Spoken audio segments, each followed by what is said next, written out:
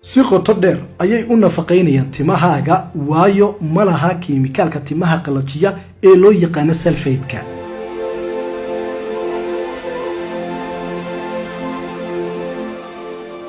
sidaa daraadeed waxay timaha kala dagaalamayaan daadashada jajabka iyo qalaylka maxaa yeelay waa sulfate free.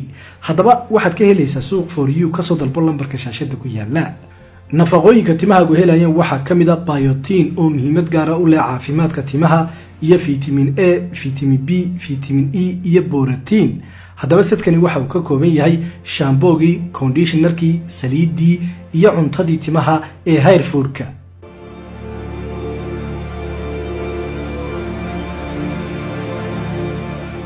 ugu dambayn sadkani waxa uu ka samaysan yahay geedka mucjisada ah ee loo yaqaan cacao iyo nafaqooyinka vitamin E-ga iyo biotin-ka.